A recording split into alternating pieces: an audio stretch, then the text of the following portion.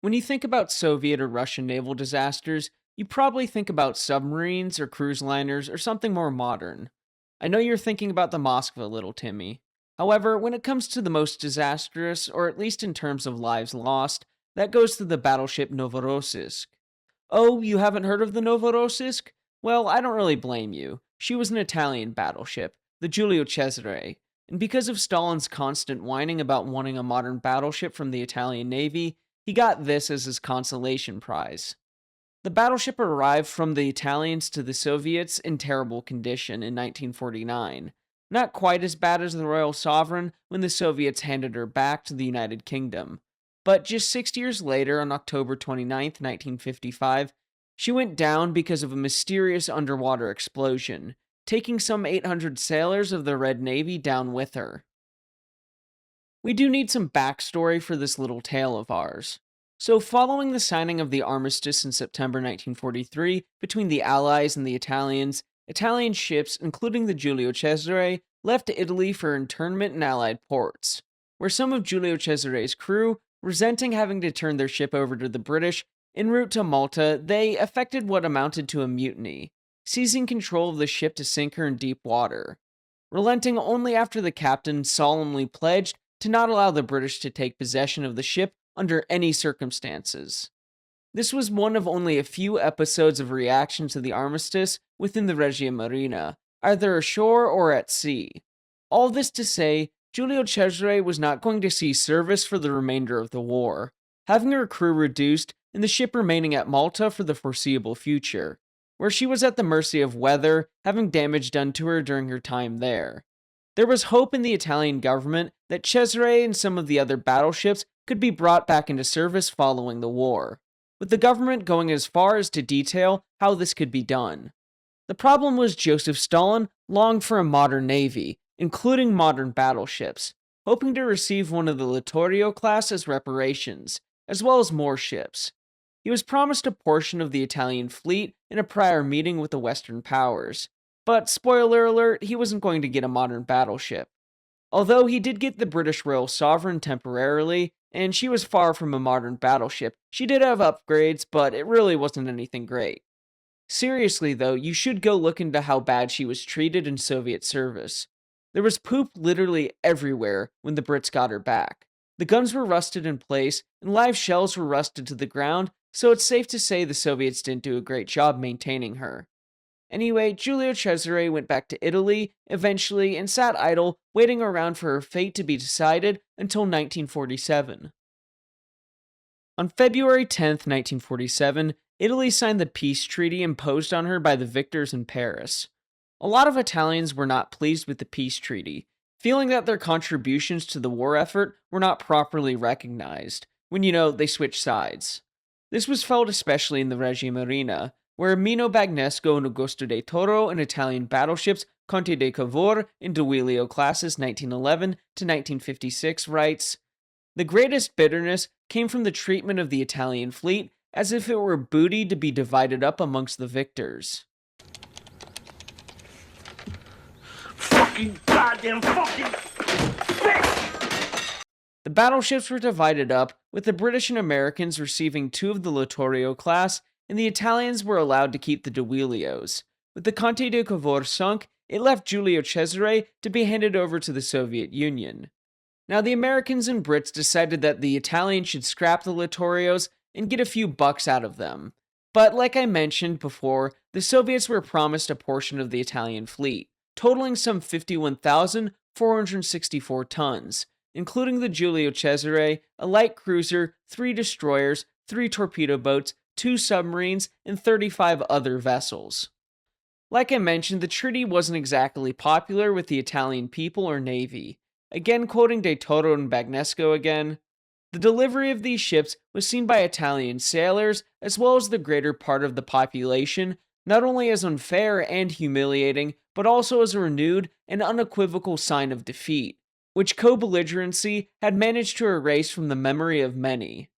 The delivery of the ships was going to be made because of the discipline of the officers and crews, avoiding the real danger of the possible dissolution of the Italian Navy. It should be noted that some plans were foiled to sabotage Giulio Cesare and other ships before they were handed over to the Soviet Union. This theme of Italian anger is something that will be important later, and is what we might call foreshadowing. By the time that Cesare was going to be transferred to the Soviet Navy, she had been inactive for the better part of 3 years, almost devoid of crew, at a very reduced state of readiness, and not in great condition. I really do mean in terrible condition. I'm talking close to poop ship Royal Sovereign levels of readiness.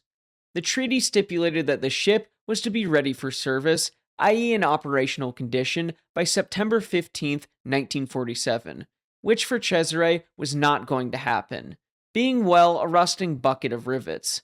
And after some negotiating, Moscow agreed in July 1948 that the ships could be handed over in their current condition. By December 1948, the Giulio Cesare and other ships promised to the Soviet Union were on their way with full stores of everything the ship could need, making a stop at the Albanian port of Valona, where the ships were going to be handed over. On February 6, 1949, the documents were finally signed, handing over the battleship to the Soviet Union. The Italian crew was treated rather harshly, quickly removing them from their posts and keeping them under guard on the forecastle. Do your dirty work, go yeah.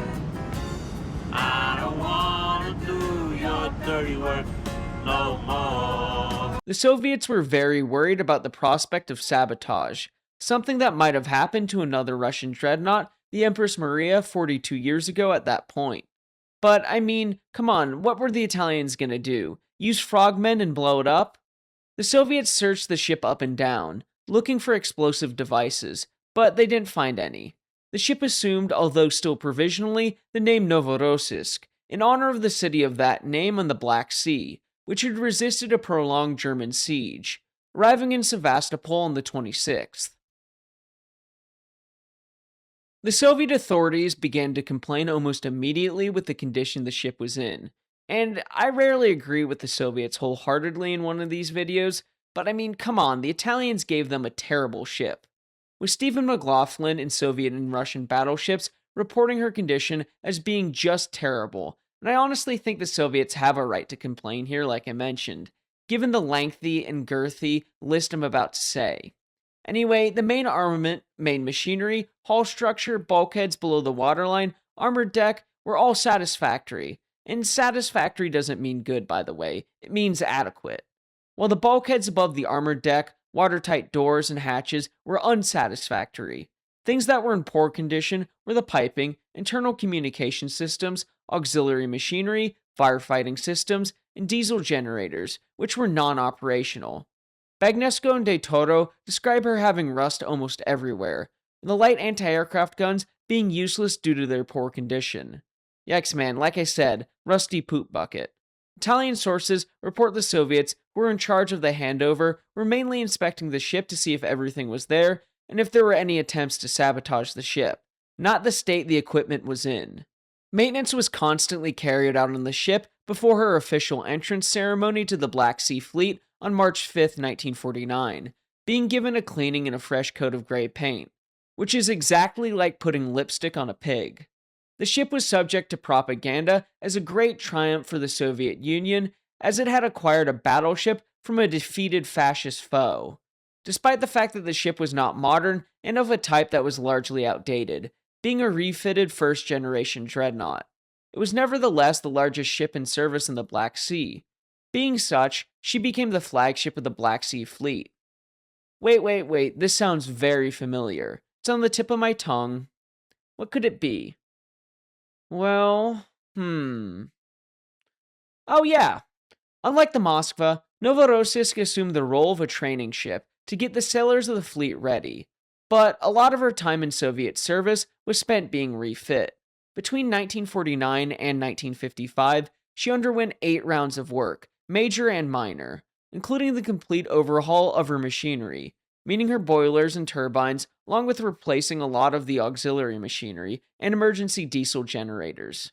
Next, her main battery was planned to be changed over to new Russian 305mm guns, but the ship was lost before this change could occur.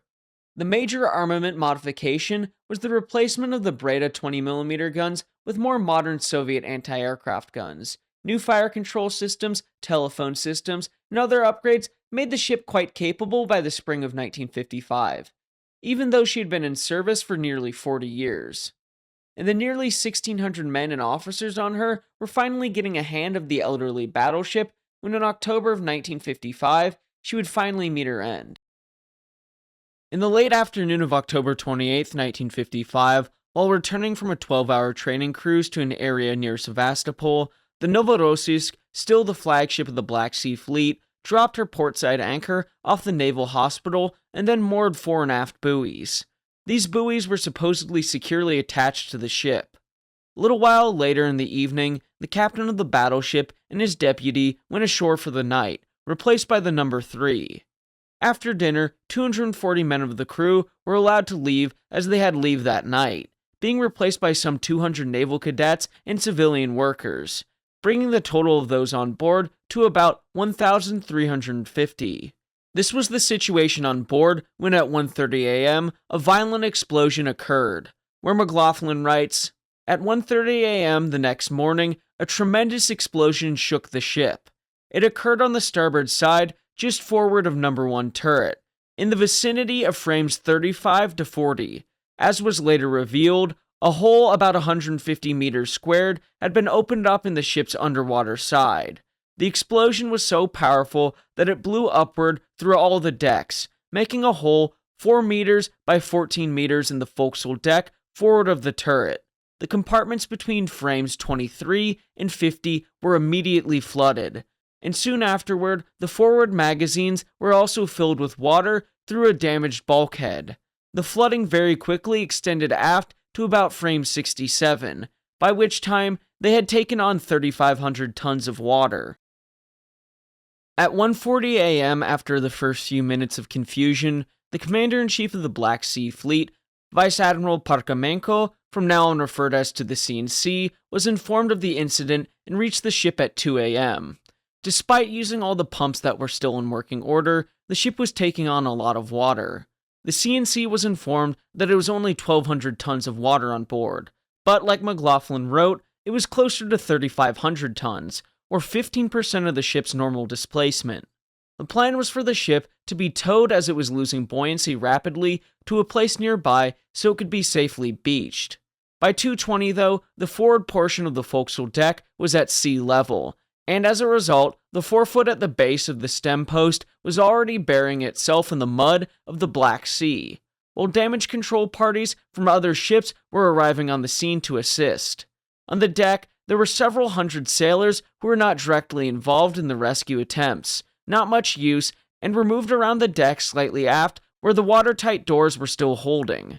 Before 3 a.m., attempts were being made to rapidly raise steam, which was possible because the machinery spaces were undamaged by the mysterious blast. At 3 a.m., the CNC assumed control over the rescue operations, which before were carried out by men of lesser rank. The CNC decided against evacuating some 800 sailors who were on deck and not assisting in the rescue operation. In his judgment, this was unnecessary and would lead to panic that was not needed in this already serious situation. The mud I mentioned before was greatly hindering the efforts of the tugs, and the most they could do was haul her stern around and bring her closer to shore. The ship was listing more and more to port. At 3:30 it was 12 degrees, and by 4 it was 17 degrees, despite the fact that attempts to right the ship were occurring at that very moment, including trying to dam the water at frames 50, 74, and 85. Even with those efforts, at 4:14, almost 3 hours after the explosion, with about 7,000 tons of water in the hull and a list of more than 20 degrees to port, the ship began to settle rapidly. The sudden rotation did not stop until the upper superstructure and mast began to settle in the mud. Although slowing, the rotation continued until 10 p.m. on October 29th, with a list to port of 172 degrees, or essentially upside down. Many of the crew were able to slip into the water as the ship went over, being picked up by the numerous rescue vessels, while others had been caught up in the ship's superstructure. As for those who were stuck in air pockets in the upside-down ship, there was little hope. With only a few men being rescued from the overturned ship, the total losses were 609 or 608 dead, as the sources vary. To quote Bagnesco and De Toro, it was the greatest peacetime disaster in the history of the Russian Navy, and, as is always the case, was followed by a serious inquest to determine the cause and responsibilities. However, as we shall see, it also led to several absurd, if not ridiculous, conspiracy theories of political fantasy. The Novorossiysk was stricken from the list of Soviet ships on February 4, 1956. In the following summer, the challenging work of recovery began. The wreck was floated with its keel uppermost in a series of flotation cylinders lashed to both sides by May 4, 1957. Then the combination of ship and cylinders was towed to a small base with a suitable bottom, where the ship was righted and broken up. An investigation was started almost immediately following this disaster. The authorities in Moscow were keen on figuring out what just happened to their flagship in the Black Sea. The commission consisted of qualified naval personnel and was headed by Engineer Corps General, a Russian name that's really difficult to pronounce, and Vice Admiral Sergei Gorshkov. Once arriving in Sevastopol, the commission began examining hundreds of witnesses while frogmen and divers inspected the battleship hull, assessing the damage and sounding the bottom all around the moorings in position 3. The work proceeded very quickly, and by the 17th of November 1955, the commission was able to present a preliminary report to the Party Central Committee. The conclusions of the document accepted and approved the fact that the damage to the Novorossiysk was not attributable to any malicious or accidental explosions, ammunition, fuel, or flammable materials internal to the ship, but rather an external explosion by a charge equivalent to 1,000 to 1,200 kilograms of TNT. In other words, the most likely culprit was a German wartime mine laid before May 9, 1944. The date the Germans evacuated Sevastopol. Surprisingly, the mines remained active and perhaps buried in the mud. At a glance, a mine seems rather unlikely given the numerous minesweeping operations between the end of the war and 1953, and according to the Commission, it was a German RHM bottom type. The mine was essentially a robust wooden box that was laid by a surface vessel containing an enhanced TNT charge, with the sensing element being a magnetic induction type powered by special batteries that had a maximum lifespan of 9 years. This mine was one of the most powerful mines found in the Bay of Sevastopol during the clearing operations, which led to the discovery of at least 19 large magnetic German mines, all of which were in the vicinity of the number 3 mooring where the Novorossiysk was. It is not known if any of the mines found later in 1955 and 1956 and even later were still active. The mine that likely sunk Novorossiysk was an exception and not a rule, with both the battery and the trigger mechanism still working. Also, given the fact that this specific mooring had been used 134 times by large warships, and thus with a large magnetic field. There were several hypotheses put forward, one of the most likely ones being there had been some blockage in the activation mechanism, which had occurred when the mine was laid or caused by the accidental bumping of an anchor chain, which would have temporarily rendered the mine inactive and reactivated by a later contact with the chain during the battleship's final mooring. The Soviet frogmen carried out soundings on the sea floor and found, a week later after the explosion, the likely crater of the mine on the sea floor, and further testing showed that the damage to the battleship was caused by an enhanced TNT charge. The report further detailed how rapidly the ship turned over so quickly and the serious loss of human life. There were going to be consequences with such a disaster. Disciplinary measures were addressed to many high-ranking officers up to the CNC of the Soviet Navy, Admiral Kuznetsov, who was forced to leave his post because he was falsely charged with the Sevastopol tragedy and was accused of responsibility in connection to the technical and organizational shortcomings the disaster brought to light. Speaking of those technical shortcomings, the investigators decided that one of the factors contributing to her loss was a lack of substantial technical documentation in the damage control post. McLaughlin writes about the lack of documentation. Corresponding more to a minesweeper than a battleship, some primitive plans, 10 manometers pressure gauges, an inclometer, and wretched phones. Communication equipment was improved in subsequent refits, but adequate damage control documents, including stability curves, were never received from the Italians, although they had been requested, so the Italians didn't give them necessary documentation. It's kind of like not getting the owner's manual to a car, but the car's on lemon and rusted out. After the disaster, the Kremlin issued the news that the ship had been destroyed by internal fires and explosions, which remained the official story until the end of the Cold War. The unofficial cause, and more likely one, the German mine, was known in the West, though. However, the report did give us some other options to look at, including a torpedo fired by a submarine, attack by frogmen, or sabotage. These attacks were carried out by whom, you might ask? Well, the Italians, of course.